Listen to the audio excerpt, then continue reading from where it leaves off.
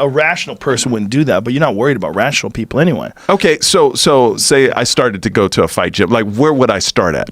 Like, what would I do? I would say you should try jiu-jitsu because it's fun. It's a really good exercise, and you'll learn some stuff. Like, okay. You learn how to do it. It's a technique-based art. Whereas, like, say if you like, there's guys that I will do jiu-jitsu sparring. We call rolling. Okay. There's guys that I will roll with that are weaker than me, smaller than me, and tap me every time I roll with them. And I'm a black belt. Okay. Like, that's reality. Like, if there's guys out there that are 150 pounds that I can roll with that I know will tap me virtually every time we roll because their technique is sharper. They train more often than I am. They're more focused. They're more in the groove. But I also heard you say, like on one of your podcasts, you got to watch out who you train with because they might just try to hurt you. That's true. So I need. You got to go to a good school with good ethics because a good school with good ethics, they get rid of those guys. Do you know one in Studio City? I'll do it. Sure, I'll get you a spot. Yeah, no, I'll do it. I want to learn. There's a good spot just a little further than that in Tarzana. Okay. Machado's, where I got my black belt. It's John-Jacques Machado. I train there sometimes. And he used to have a place in Malibu, but it closed down because of the fires. But they have an outstanding gym. It's like one of the best in the country, and it's in that area. Like, as far as teaching, top notch. Like, but there's a lot of really good jiu-jitsu schools now.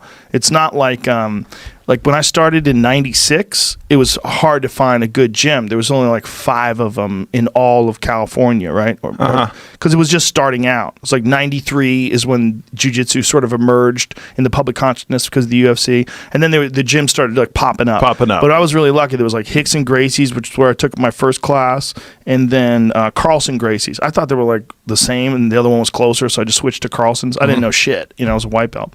And then there was Machado's, and then like a couple other places. How long does it take you to get to a black belt? Like for you? It took me a long time. I was a brown belt for 8 years.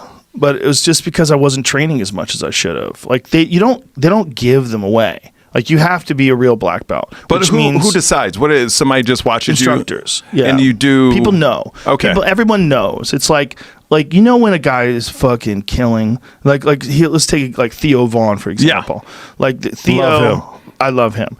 He hit a groove some time ago, whether it's 2 years ago or whatever it was, and I remember being in the back of the store and I was like, dude, this motherfucker's on fire. Yeah. He started hitting that groove that where you go and sit down, you want to watch his set. Yeah. And I think when that happens in jiu-jitsu, it's the same kind of thing. Guys start talking about like, dude, Mike has been tapping everybody.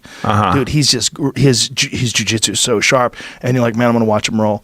And then you watch him roll, you're like, dude, that guard pass. And then guys start asking like, wait, how often are you training? I'm going 5 days a week now. Really? Yeah, and I'm taking 2 privates. Fuck. And then like this guy is on the quest. And you'll see a guy go from white belt to black belt in 3 years, but they have to be super exceptional, like really unusual athletes, unusual mindset, unusual discipline. It can happen.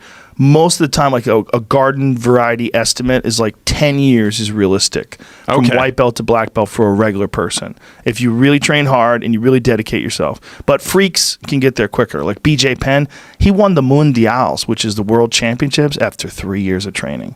3 years of training, he was a black belt, won the world championships. I won't be doing that. BJ's a special guy, though. And he's also got legs that are like arms. He has leg dexterity like no one on the planet. Yeah, I got chicken legs. That's actually good. Is it really? Yeah. You could cinch up triangles on people with chicken legs. Yeah, for real. And Darce's, cinching up people everywhere. If you would just think about it in terms of leverage, guys with longer limbs like Roger Gracie is a perfect example. He's a really tall, long guy. He's one of the best jiu-jitsu players ever. They can do things with those limbs that a shorter person can't do in terms of like leverage from joints and stuff like that. There's advantages to every frame. Like there's a guy like Husamar Palhara is a famous like tank of a guy. He's like 5'7", 200 plus pounds, and just rips guys' legs apart.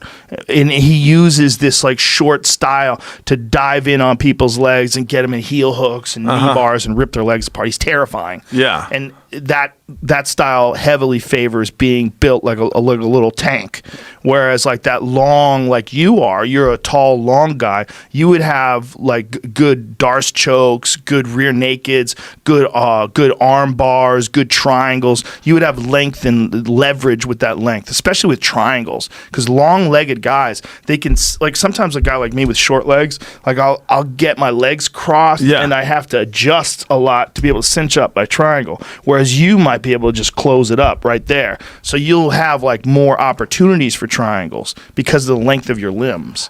Would you have ever been at a point in your career when you were doing jiu-jitsu where how would you have been in the UFC?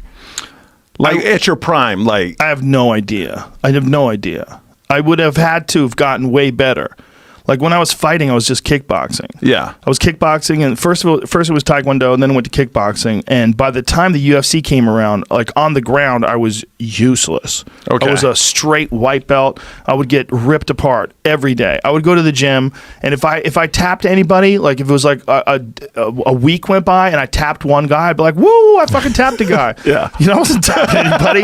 There wasn't that many people doing it, you know, so I was going with like, there was a couple of white belts maybe, and then there was like blue belts and purple belts and brown belts, and those guys would always tap me. Gotcha. And so that's just how it went for a long time. When you're, you know, unless you're some kind of freak, like some big ass football player or some like super athlete, you're probably not going to be able to hold these guys off. They're gonna choke you. Now, was it true you were gonna fight Wesley Snipes? That was way later, though. Way later. That was a brown belt by then, and I'd been doing a lot of training. Would you have beaten him? I don't know, because we never did it. Never did He's it, a right? real martial artist. He's a Okay. real martial artist, but he doesn't know jiu-jitsu. The thing But is, that must have been exciting though for it was you. super to train. exciting. Yeah. Because I was thinking like, I knew that he was a real legitimate martial artist. Like he throws kicks and punches and it looks really good. Mm-hmm. Like he really does know his shit. But I also know he never fought. And there's a big difference between throwing kicks and I haven't fought in a long time, but I probably fought 100 times. Yeah. So like I've felt that nerves. I know what that's like. It'll be crazy as fuck to do it again. That's what I was thinking. I'm like, it'll probably scare the shit out of me. But I think I know what to do.